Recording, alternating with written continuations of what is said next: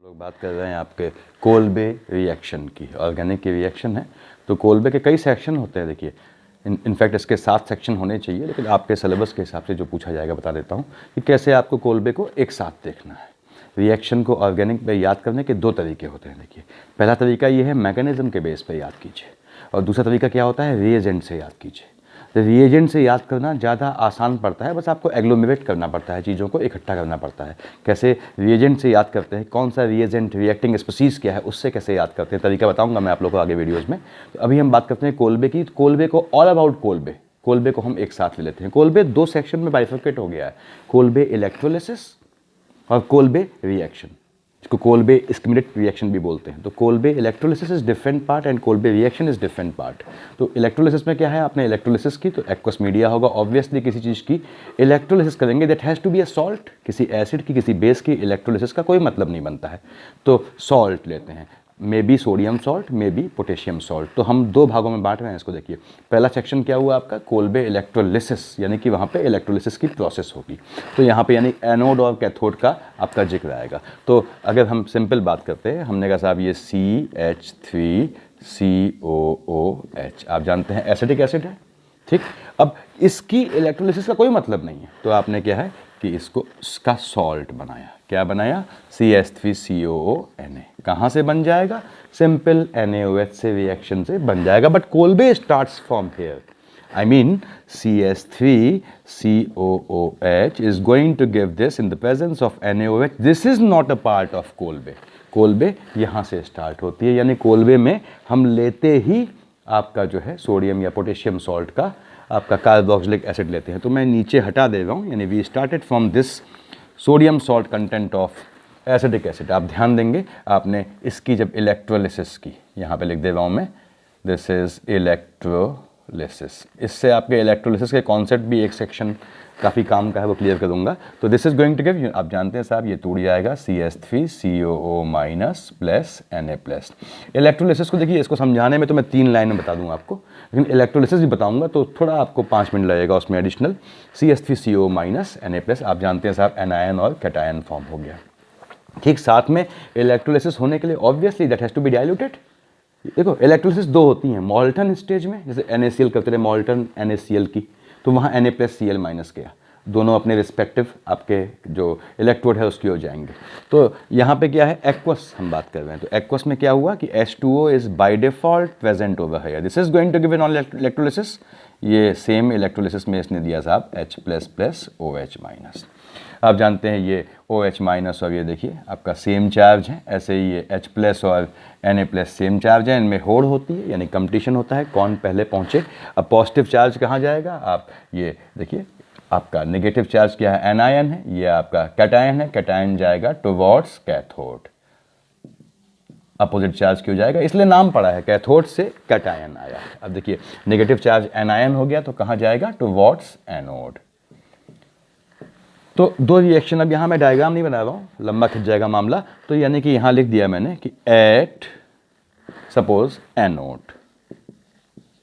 Anode पे क्या reaction हुई, समझा रहा हूँ। अभी इसका आउटपुट लिखूंगा, आपको सिर्फ आउटपुट देखना है।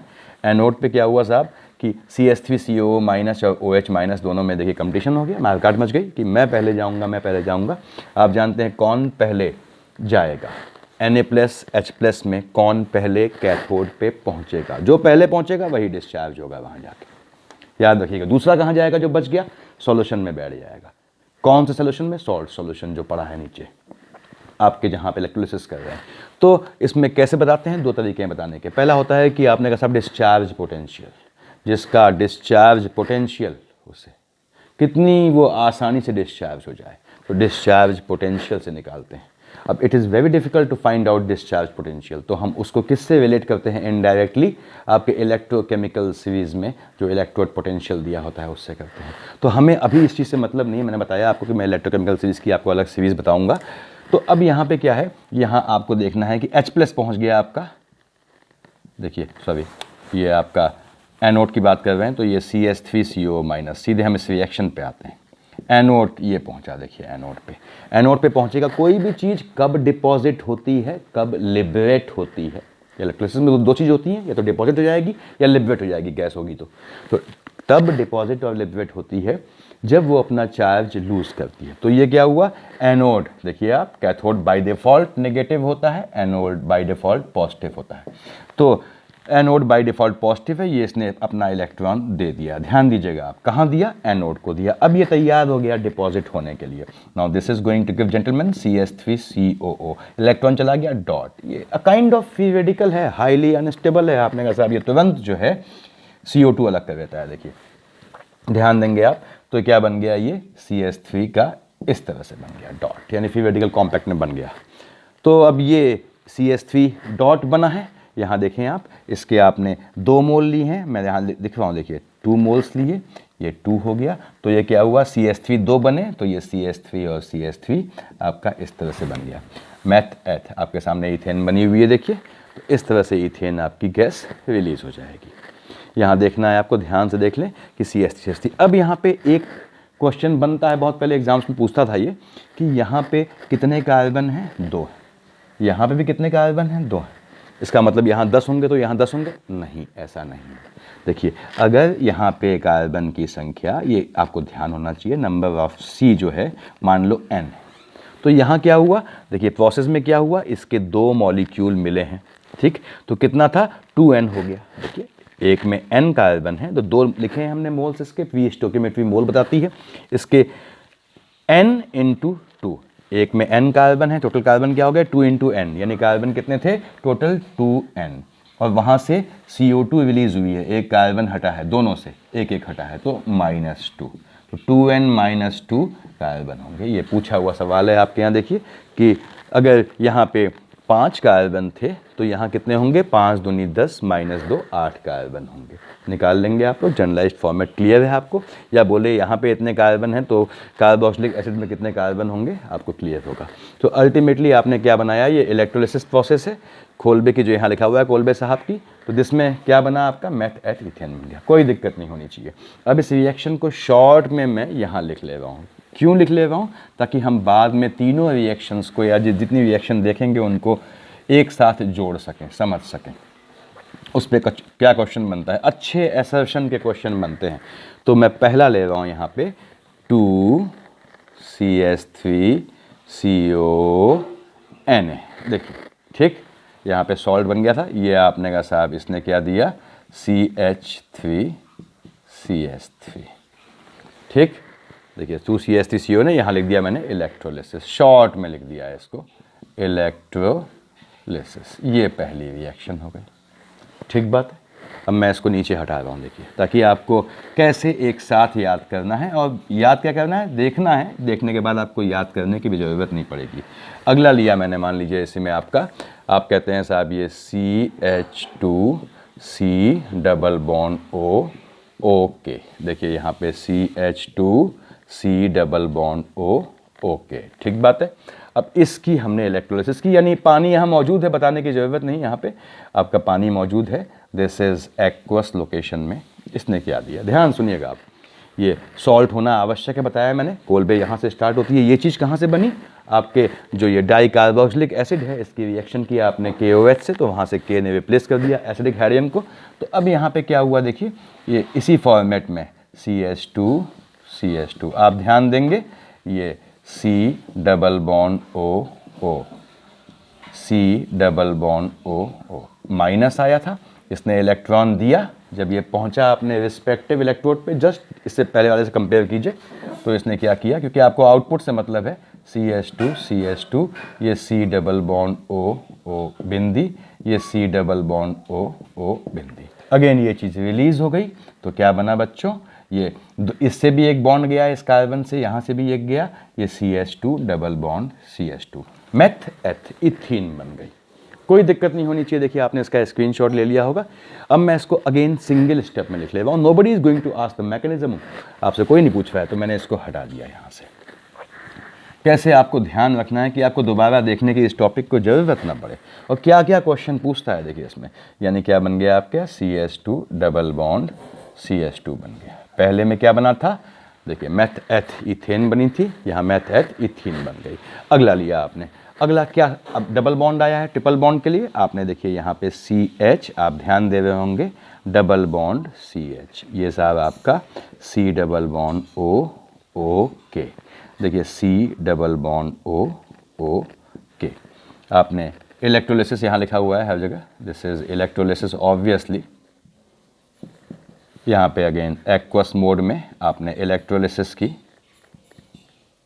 सेम पैटर्न पे देखिए मैं पहले सब लिख दे रहा हूँ कि CH2 डबल बॉन्ड CH2, सिर्फ आपको समझाने में इतना समय लग रहा है, अदरवाइज आप ध्यान से देखिएगा, ये you get something like this, जो जाएगा रिस्पेक्टिव अपने इलेक्ट्रोड पे, जहाँ ये इलेक्ट्रॉन यू लूज़ करेगा तो इसने माइनस इलेक्ट्रॉन कहा साहब ये, तो क्या बना आपका CH2 डबल बॉन्ड CH2, ये C double bond O dot and C double bond O dot, this is unstable, ये रिलीज करेगा, एक बॉन्ड यहाँ से गया एक यहाँ से गया, तो क्या बन गया आप CH, आप देख लीजिए भाई से, ये आपका CH, सॉरी CH कीजिए, CH2 मत कीजिए इसे, this is CH, very sorry, carbon के बॉन्ड बढ़ जाएंगे, दिक्कत आ जाएगी, तो ये CH ट्रिपल बॉन्ड CH आ गया, देखिए ये आपका इस फॉर्मेट में।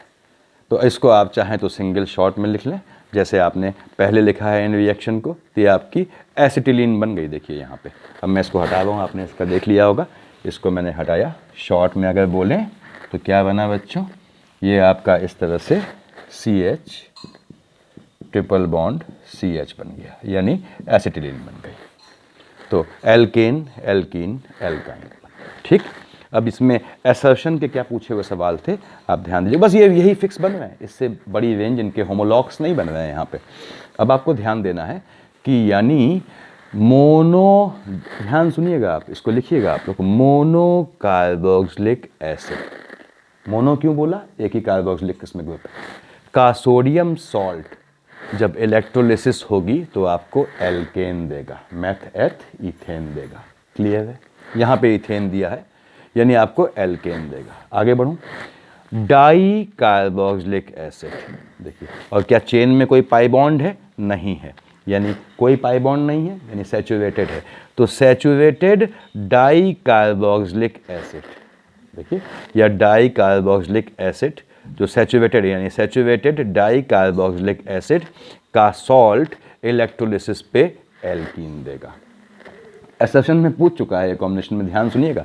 अब देखिए, डाई कार्बोक्सिलिक एसिड का अनसैचुरेटेड, देखिए ये अनसैचुरेटेड डाई कार्बोक्सिलिक एसिड है, ठीक, पाई बॉन्ड है यहाँ पे, तो ये क्या देगा आपको, ट्रिपल बॉन्ड यानी एल्काइन देगा। ये तीन चीज़ आपने, तीन रिएक्शन एक साथ देख ली, बस आपको इतना ध्यान रखना है इन रिएक्शंस में, ठीक। इसको मैं हटा दूंगा, ये था, दिस वाज अबाउट इलेक्ट्रोलिसिस, इससे ज़्यादा ऊपर आपसे पूछेगा नहीं, देखिए, तो इसको हटा दिया मैंने, ये इलेक्ट्रोलिसिस था, तो उसमें यहाँ लिखा हुआ है electrolysis, that part has been completed now, the next part is reaction, normal reaction. तो आपको एक रिएक्शन ध्यान रखनी है कि यहाँ पे कोल्बे, मैं बात कर रहा हूँ रिएक्शन की, दिस इज कोल्बे रिएक्शन, कहीं कहीं बोलते हैं इसे कोल्बे स्कीमेटिक, SCHMIDT